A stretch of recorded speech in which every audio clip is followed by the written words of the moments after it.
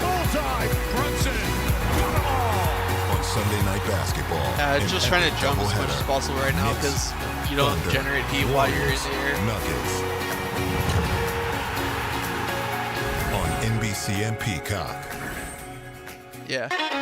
The Texas Swing tees off. Where the PGA Tour's brightest stars. Because I can look at the heat bar and it's not moving when you're in air. You better kick it in gear. The Texas Children's When you're Houston running Open around, on you're NBC and you're Peacock. generating heat the whole time. But if you're jumping in the air, it doesn't generate heat. It goes down if anything, but doesn't it's not up really progressing. If that makes sense. Q. You good? Yeah, I'm good. You good? Let's start the show.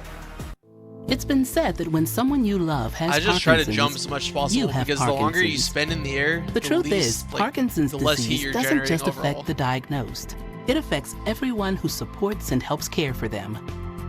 Worldwide, over 10 million people are living with Parkinson's, a neurological disease that affects movement. And with so many places to search for information, it can be difficult to know where to begin. The Parkinson's Foundation has answers. Answers for everyone in the fight. We can help you understand the disease, help you find expert care, give you tips for living a better life, share the latest research, help you find local support, and there's a free helpline you can call. Find your answers and join us in the fight against Parkinson's. To learn more, please go to parkinson.org or call 1-800-4PD-INFO. The Parkinson's Foundation. Better lives together. You can stream like you're courtside with NBA League Pass. Watch live games and highlights of the best seats in the house. Your couch. Sign up on the NBA app or NBA.com to start streaming today. Yeah, that's true. As Go we straight went down. to break, there was a challenge. They say the call stands. Could not determine that that was last off of Mitchell or Harper. Or they do determine it's off Harper last. So it'll be Miami ball. As the four officials in the replay center help Mark Davis, Aaron Smith, and C.J. Washington here in Miami. See if Miami has some life, just a little bit of energy. Hey, it's going to take the three ball getting activated for this group. Three, some stops. Just to give you some sort of rhythm. Then there's, you remember, Austin, then there's a pep in your step defensively because you feel like the lids come off the basket. At this point, when you're down this much, you can play free. Yeah, and you're not looking at the scoreboard. It's just like now you technically because all movement generates heat, right? So if you're in the air, it doesn't technically count as movement. So it's not a huge in this buffer, third quarter. but it's that this, but 1 second or whatever when you're in the air when you're not generating 50 against Wemby. So I would like basically it 80 versus the Wizards. increases your and that's due to how good this defensive team is and how hard it is to score. And Bam's obviously a prime-time player, but this is just a different monster right here. I mean, and it's not just Wemby; it's things off of Wemby. Absolutely, they have 4 guys paired with them that slide their feet.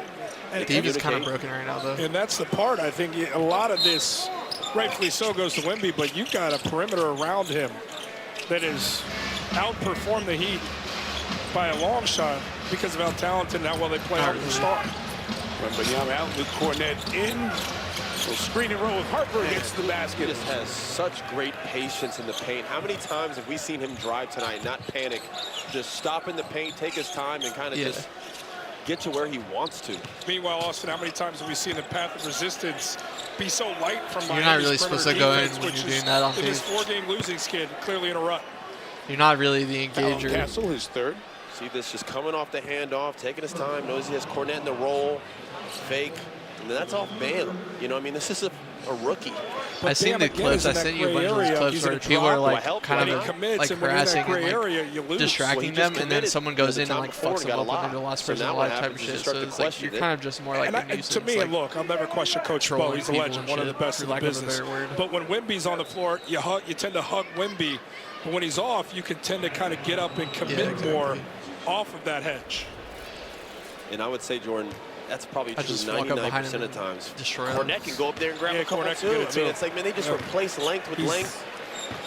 this team just it's just hard because it can't really be like three people, right? Obviously, it's got to be like just there's one no left, vulnerability and then really capitalize that on we've seen with the Spurs, except for we tried to maybe distract one they're of too them, ahead the of other two just schedule fucked me up. So it's like going into this postseason. kind of a People weird, question the things that aren't on the paper. This is just very niche spot, but their toughness. That's always these extra words. It's never basketball, you know, because you can't question everything they have. They have pretty much driving, follow up they and have just shot making, they execute have it. size, they have unity.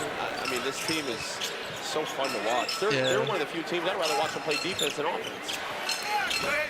Castle, no. Tell you what, I'm chuckling as they put the camera. I think I definitely need to utilize the smoke and like stealth like more often. Like basically just use it on cooldown, even though this is not like the most opportune thing. Just like take advantage of it, like you're saying. He was right. He was right. Because it kind of creates like that uncertainty where like they're like, what do I do? Do I go and save my teammate or do I just let him die? Like do I try to go in the smoke and fight him? Or, like it just causes that like confusion and like it can even cause vision issues. Like, we've seen it where I smoked on accident and it fucked our vision up and I'm like, oh shit, I didn't mean to do that. So like if we can do that to the enemies intentionally all the time, it just makes their life hell for them. So right? Austin, you brought up a point about this San Antonio team. Harrison Barnes has playoff experience, a lot of it championships, but other than that, most of the guys in the rotation do not have playoff experience. So what do you think it's going to be like for those guys in about 4 weeks when this gets going for real? Well, it's going to be new, and there's going to be games that are going to be challenging, and like I said, yeah, just new for them. It's a new situation. They haven't played in these type of pressure games yet, these all-or-nothing games. They haven't been to a Game 7. These are things that are going to show up in the playoffs that they're going to have to learn in on the fly, and you just got to do it. I mean, OKC's done it. All the young, great teams that make that push eventually have to do it, and people only question you until you do it. Cornet took a shot in the face there. Yes, he did. He's yelling for the foul. Instead, it is on him. Didn't feel very good. We talk about championships and can you win one without experience? Yeah, Mike, it just happened last year. Did you forget Oklahoma City with not much experience doing it, and the Rockets doing it back with the Akeem days and so on. But Jordan, can you explain? Jordan, listen to me. I'm looking at the other Cornet, trying to figure out how many teeth were still left. Men just sitting here on the bench just doing our best. Austin, can you explain? You played in 64 playoff games during your career in the league. What is it that's different that can bother a team that has so many answers like these guys do? It's a great question. You know, one thing like it has been their Achilles heel, or I guess people have questioned, is that physicality. You saw some games kind of early on where they were bothered by it, but then you saw the Detroit games where they handled it really well. So it's a matter of how can you push Wemby? Can you keep him out of the paint? Can you make him settle? These are the things that can maybe deter this team. I honestly think with their depth, Mike, there's only a few teams in the league that can beat this time or beat this team 4 out of 7 games. You know, we're talking, you know, Boston fully healthy if Tatum gets semi back to himself, and OKC, I believe, are the 2 teams.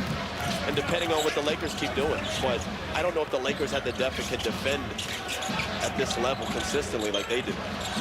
Jordan, nice little run here for Miami, 6 straight. Again, they just can't get over that hump with the rhythm, seeing a couple of threes consecutively go in the basket. Oh, my goodness. Myron Gardner missed that. Keldon Johnson trying to lose Jaquez. He's going to bully his way there. Don't worry about that. He did it again, right? He loved him a little bit of contact.